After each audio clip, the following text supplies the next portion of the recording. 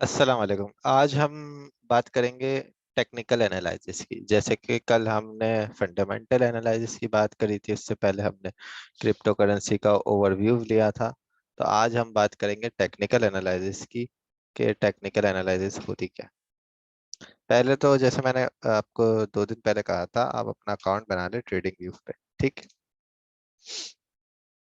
Account बनाने के बाद सूरत हाल इस तरीके से नजर आती है। ठीक है। आपने क्या करना है, यहाँ चार्ट्स पे क्लिक करना है। ठीक है। और यहाँ पे आप लिखते हैं BTC यानी बिटकॉइन इन USDT पेयर। ठीक है। तो आपके पास अब ऑप्शन आ जाएंगे, कौन कौन सा ग्राफ आप देखना चाहते हैं, बनांस का, बायबिट का, कुकोइन का, कोइनएक्स का और एक्सेट्रा कोई भी। ठीक है। तो आपने फॉर एग्जांपल बायबिट का सेलेक्ट करा। ठीक है। अच्छा, ये होते हैं इंडिकेटर्स। ठीक है, जो लेफ्ट साइड पे जो मैं हाइड करते जा रहा हूँ वन बाय वन। RSI भी इज इंडिकेटर, OBV भी इंडिकेटर होता है और ये भी एक इंडिकेटर है।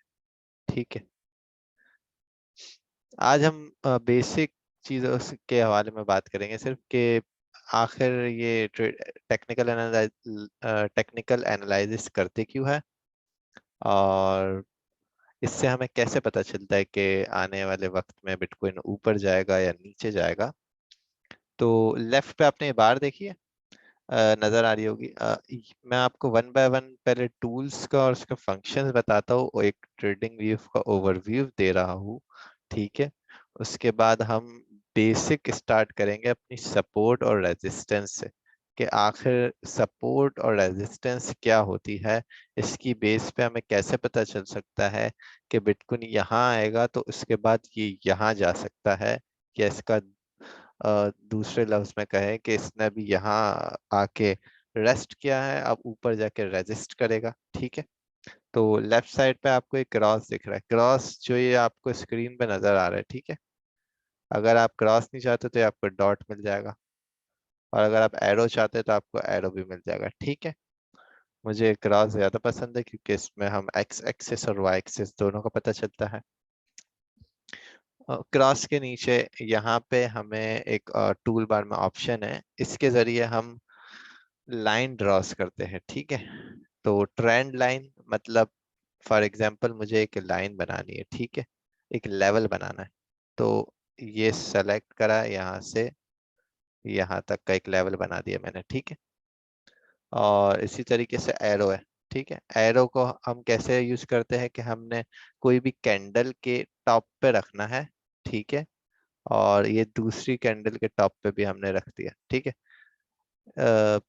बट ये एक तरीके का जो है, सॉरी, ये एरो, वो दूसरा एरो है। ठीक है। ये एरो बस बताता है कि डायरेक्शनल एजुकेशन पर्पस के लिए कि बिटकॉइन नेक्स्ट क्या करने वाला है, ऊपर या नीचे, जो भी मूवमेंट के हवाले से। ठीक है। जो रे है ना, रे, ये एक तरीके की लाइन है जो मैं बता रहा था, एक कैंडल के ऊपर रखना है आपको। ठीक है। तो ये देखे आपको दिखा देगा। ठीक है। समटाइम्स ये होता है कि हम हमें प्राइस जैसे, अब ये डाउन ट्रेंड है, अगर ये इसको ब्रेक करता है तो आई गेस वी थिंक के ऊपर जाएगा। समटाइम्स हम जो ये ट्रेंड लाइन है, लोग ट्रेंड लाइन इस तरीके से बनाते हैं, जब मल्टीपल कैंडल होती है तो जरा मुश्किल हो जाता है। जैसे यहाँ पर है और फिर यहाँ पे भी बनाना है, तो जरा मुश्किल हो जाती है प्रोजेक्शन रखना कि क्या मैंने बिल्कुल ड्राइंग सही बनाई है कि नहीं बनाई है। तो इसलिए हम ये यूज करते हैं। तो इससे क्या होता है, ये बिल्कुल सीधी और स्ट्रेट ही जाती है। ठीक है ना। तो ये देखें, इसको ब्रेक करा, अब ये रीटेस्ट लिया है इसी लाइन को इसने। ठीक है ना। तो ये इसलिए यूज होता है। और इसी तरीके से ये हॉरिजॉन्टल लाइन के लिए आपने यहाँ खाली क्लिक करना है, तो ये आपको आगे तक बना के दे देगा। आपको ये पूरा ड्रॉ करने की जरूरत नहीं है, बार बार ऊपर नीचे हो जाती है। ठीक है। ये हॉरिजॉन्टल रे के साथ हॉरिजॉन्टल लाइन भी है। हॉरिजॉन्टल लाइन जो है, अगर आपने फॉर एग्जांपल यहाँ क्लिक कर दिया कहीं पे भी, तो ये पीछे भी बना देगा, आगे भी बना देगा। ठीक है। अब दूसरे में हमारे पास FIB रिट्रेसमेंट होती है। ये हमें चार्ट प्राइस के हवाले से बताती है कि एक सपोर्ट और रेजिस्टेंस टाइप की चीज है ये। ठीक है। ये अभी आपको अभी समझ नहीं आएगी। It's kind of golden numbers और what would be the next support. मैंने यहाँ बॉटम से उठाया और मैंने ये टॉप पे जो है इसकी जहां तक ये गया था, उसके बाद इसको खींच दिया नंबर। ठीक है। तो ये देखें, ये यहाँ से बढ़ा, इधर टच हुआ एग्जैक्टली, उसके बाद ये यहाँ सपोर्ट पे टच हुआ एग्जैक्टली, ठीक है। तो ये एक तरीके का price action movement fluctuation type thing है। ये मैं डिटेल में बताऊंगा ये एक एक इंडिकेटर्स के बारे में कि कैसे यूज करते हैं, इसका क्या वर्क है यहाँ पे ट्रेडिंग व्यू पे। अभी सिर्फ ट्रेडिंग व्यू का ओवरव्यू मैं दे रहा हूँ आपको, ठीक है। ठीक है। और ये ब्रशेस है, ब्रश यूज किया, यू कैन ट्राई एनीथिंग। और टेक्स्ट है, यहाँ पे आप टेक्स्ट लिख सकते हैं, एनीथिंग, ठीक है। और अलग अलग एलियोट वेव क्या होती है, ये मैं आपको नेक्स्ट वीडियोस में बताऊंगा क्या ये आखिर होती क्या है। लॉन्ग पोजीशन खोलनी है तो इस तरीके से आपने कहा प्रॉफिट इतना रखना है, रिस्क मैनेजमेंट इतना रखना है, ये सिग्नल्स बनाने के लिए, ठीक है ना। आप सिग्नल्स जब बनाते हैं तो ये इसके लिए होता है, ठीक है। और मैग्नेट लगाना के price could reach at that specific level, ठीक है। तो ये ट्रेडिंग व्यू का थोड़ा ओवरव्यू है। इसमें क्या होता है, यहाँ से हम इंडिकेटर्स ऐड करते हैं, ये ऊपर की बार है, यहाँ से हम इंडिकेटर्स ऐड करते हैं, ठीक है। जो मोस्ट कॉमन इंडिकेटर्स है उसमें मूविंग एवरेजेस आ जाती है, एक्सपोनेंशियल मूविंग एवरेजेस आ जाती है, रिलेटिव स्ट्रेंथ इंडेक्स आ जाता है, ठीक है, बोलिंगर बैंड्स आ जाते हैं, ठीक है ना। तो आपने बस मैं बाद में बताऊंगा कि इंडिकेटर से आपको प्लेस कैसे करना है। जैसे आपने यहाँ पे RSI लिख दिया, तो ये RSI इंडेक्स है, ठीक है। तो आप इस पे क्लिक करेंगे तो आपका RSI जो है आ जाएगा, जैसे कि मेरा यहाँ पे ऑलरेडी आया हुआ है, मैंने ऑलरेडी डाला हुआ है, ठीक है। और MACD है ये, OBV डाला हुआ है इंडिकेटर, और एवरेज डायरेक्शनल इंडेक्स भी डाला हुआ है मैंने। बाकी ये मूविंग एवरेजेस है, ये जो आपको वाइट लाइन नजर आ रही है ये मूविंग एवरेज है, ठीक है। इसके बाद ये 4 EMA का सेटअप लगाया हुआ है, ठीक है। ये कैसे वर्क करती है, और ये नीचे लाइन नजर आ रही है, वॉल्यूम्स होता है, ठीक है। कितना वॉल्यूम आया, 191K का वॉल्यूम आया। इसको मैं गायब कर दूंगा तो ये नीचे से गायब, ठीक है। और इंडिकेटर्स मतलब यहाँ ऊपर पैनल से यहाँ से डलते हैं, ठीक है। और यहाँ पे आपको टाइम फ्रेम दिख रहा होगा, ठीक है। टाइम फ्रेम क्या होता है कि फॉर एग्जांपल आपने 1 मंथ रख दिया, ठीक है। सो सिंगल कैंडल रिप्रेजेंट 1 मंथ, ठीक है। ये अप्रैल 1 की से कैंडल बनी है और ये 2 दिन बाद खत्म हो जाएगी, ठीक है। पूरे महीने की एक कैंडल है ये। इसी तरह ये मार्च की है, ये फरवरी की है, ये जनवरी की है, ठीक है। तो अब कैंडल्स के बारे में मैं आपको थोड़ा बताता हूँ। कैंडल्स में 3 चीजें होती है। एक होती है उसकी टेल, ये टेल होती है, ठीक है। ये जो नीचे का पार्ट है ना ये कैंडल का, इसको टेल कहते हैं। ऊपर के पार्ट को हेड कहते हैं, ठीक है। ये जो ऊपर का पार्ट है, जो ऊपर विक आई हुई है एक, उसको हम हेड कहते हैं।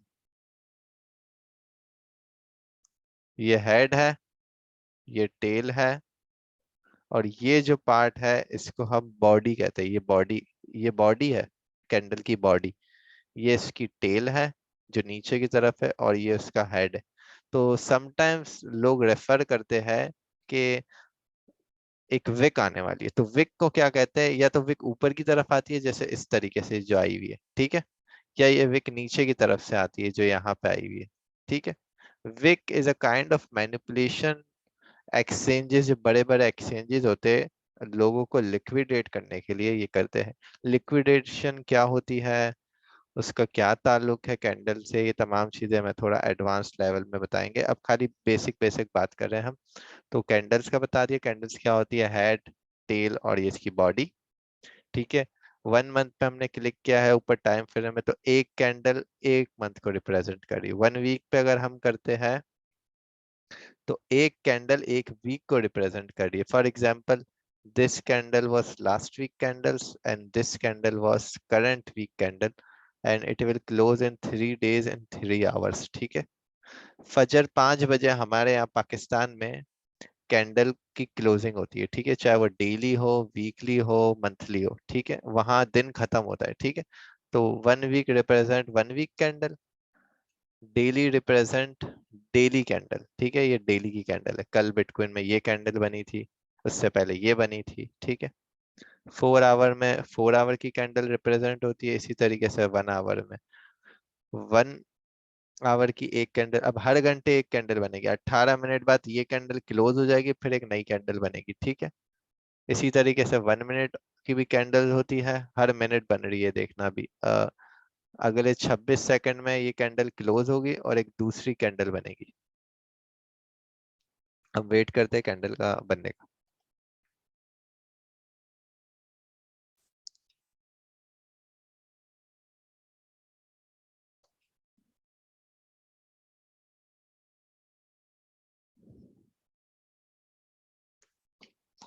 ठीक है, 2 सेकंड में कैंडल खत्म होने वाली है और ये दूसरी कैंडल बनी, ठीक है। और फिर ये भी 1 मिनट चलेंगी ये कैंडल। इसी तरीके से 15 मिनट्स की भी कैंडल होती है, ठीक है। अब ये कैंडल्स के बारे में हो गया। यहाँ से इंडिकेटर्स लगते हैं, ये इसका टूल बार है, ठीक है। यहाँ सिंबल पे क्लिक करेंगे, यहाँ पे आपको कोई भी कोइन सर्च करना है। फॉर एग्जांपल मुझे वेव्स कोइन सर्च करना है, तो मैंने वेव्स लिखा, उसके बाद लिखा यूएसडीटी, यूएसडीटी के पेयर में। फिर मैंने बिनांस का सेलेक्ट करा, ठीक है, तो ये बिनांस का चार्ट आ गया, ठीक है। इसी तरीके से अगर मुझे कोई और कोइन सेलेक्ट करना है, फॉर एग्जांपल BNB, और फिर मुझे करना है कि डॉलर के पेयर में USDT, फिर मैंने बिनांस का सेलेक्ट करा और ये इसका चार्ट आ गया, ठीक है। इसी तरीके से आप चाहते हैं BNB का BTC पेयर में मुझे देखना है, तो या कोई भी कोइन का, तो आपने BNB लिखा, उसके आगे लिखा BTC, ठीक है। तो यह BTC के पेयर में आपको नजर आएगा, ठीक है। BTC के पेयर में सतोशी होती है ये, ठीक है। तो ये कितनी सतोशी पे चल रहा है? 0.010111188, ठीक है ना। तो सतोशी यहाँ से शुरू होती है, इस लेवल से, ठीक है ना। जैसे 90 है, 190, ठीक है। तो 10,089 सतोशी का एक BNB है, ठीक है। तो BNB को BTC को इस तरह रीड करते हैं, सतोशी को, ठीक है। और फॉर एग्जांपल एनी क्विन, आप उसको BTC पेयर में भी इस तरीके से देख सकते हैं, और आप उसको डॉलर के पेयर में भी देख सकते हैं, ठीक है। और ये राइट साइड पे एक टूल बार है, आप इसमें है ना अपने क्विंस को फेवरेट्स करके सेव कर सकते हैं यहाँ पे, ठीक है। फॉर एग्जांपल BTC USDT, ठीक है। आपने यहाँ इसको सेलेक्ट किया, और जैसे राइट बॉटम पे आपको यहाँ नजर आ रहा है, लेफ्ट बॉटम पे आप जैसे इसको फेवरेट पे क्लिक करेंगे तो आपके यहाँ पे ऐड हो जाएगा, ठीक है। तो यहाँ पे फिर आपको बहुत आसानी होगी, आप बस क्लिक करेंगे और खुलता जाएगा, ठीक है। बार बार आपको सर्च करने की जरूरत नहीं पड़ेगी, ठीक है। और बहुत सारी चीजें होती है एक टेक्निकल एनालिसिस में, जैसे कि हम इंटरनेशनल शेयर्स को देख रहे होते हैं, उनकी क्या मूवमेंट हो रही है, क्योंकि जब वो बढ़ते हैं तो बिटकॉइन भी उनको फॉलो करता है, ठीक है। ये सारी मार्केट एक दूसरे से रिलेटेड है। ये टोटल कैप क्या चल रहा है? 1.79 ट्रिलियन डॉलर की क्रिप्टो करेंसी मार्केट है। सिर्फ एल्टकॉइन की मार्केट 1.034 ट्रिलियन की है, ठीक है। ये BTC.D, इसको बिटकॉइन डोमिनेंस कहते हैं, मतलब बिटकॉइन का क्या इफेक्ट, कितना इफेक्ट एल्टकॉइंस पे आ सकता है, तो इट्स 42%, ठीक है। और ये बिटकॉइन आ गया, इथीरियम इन बिटकॉइन पेयर, और ये इथीरियम इन USDT पेयर, और बहुत सारी चीजें। इवन के गोल्ड का भी इफेक्ट होता है बिटकॉइन पे, ठीक है ना। तो ये हम नेक्स्ट वीडियो में बताऊंगा कि मैं आखिर टेक्निकल एनालिसिस में इस पहले क्या क्या, बिल्कुल बेसिक से हम चलेंगे, सपोर्ट रेजिस्टेंस इंडिकेटर्स यूज करेंगे, फिर स्लोली स्लोली एडवांस और फिर प्रोफेशनल लेवल पे जाएंगे, फिर तमाम ग्लोबल मार्केट को देखते हुए, करंट अफेयर्स को देखते हुए, फिर एक टेक्निकल और कल एनालिसिस करेंगे, और फिर डिटरमाइन करेंगे कि बिटकॉइन की नेक्स्ट प्राइस क्या होगी, ठीक है। आज के लिए इतना ही, अल्लाह हाफिज।